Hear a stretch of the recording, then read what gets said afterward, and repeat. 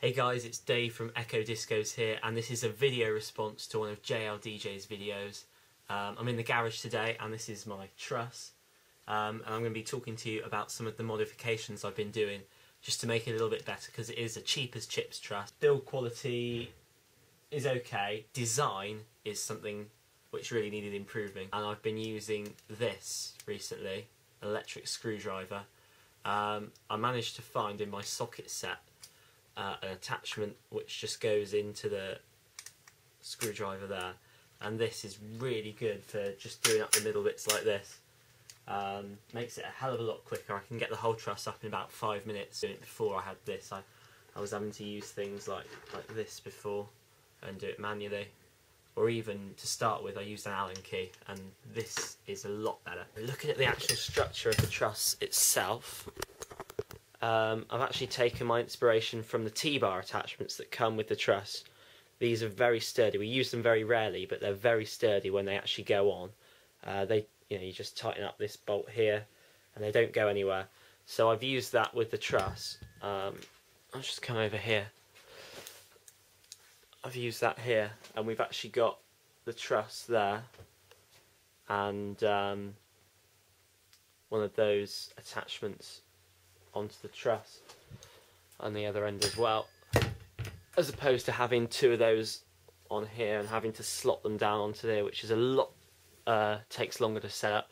You can see it does go on at a slant now, which isn't a problem for me, but there is some flexibility here. You can just grab this truss, stick it straight up like that, and then grab your screwdriver.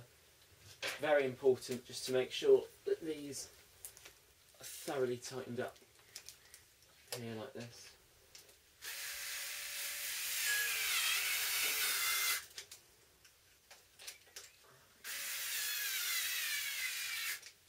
That's definitely not going anywhere on the other end as well.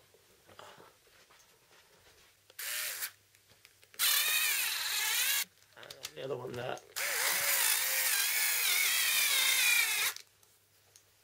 So you can see now on the truss, it's very much like two T-bars, except the bars of the T-bars is the truss.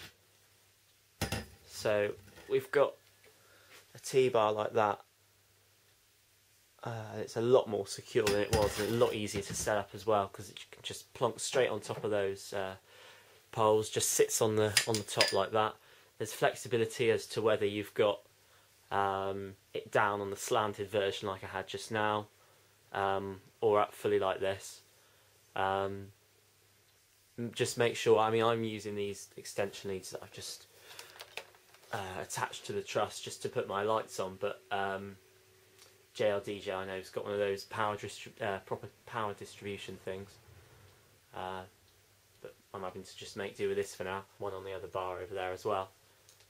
If you're going to use it on the top setting like that, it moves round, it puts them on opposite sides, so you've got to make sure you've got them facing the right side, depending on whether you have it down or up. So that's the main mod I've been doing. Also, it gives me some flexibility because I can change the length of the truss. I can move this backwards and forwards, I can move it in a bit, I can move it just past this zigzag thing here, move it right along, so I've got a shorter truss. Well, the truss is still the same length, but the stands come in a lot. Obviously I can still use it as half a truss if I wanted to. One thing I really don't like about this truss is the middle. You've only got that width connecting the two bars. I'd like to do something like that, but I haven't really got any attachments I can do much about. But that just attaches in there. It's not great, but it's definitely not going anywhere because I've screwed it in really tightly. But I have had to replace some of the bolts because they've become a bit worn out. So I've just used a couple of new bolts in there and just keep on replacing them. So I hope this quick little video about my truss and the modifications I've been doing on it has been of use and of interest. Thanks for watching, and I'll see you next time.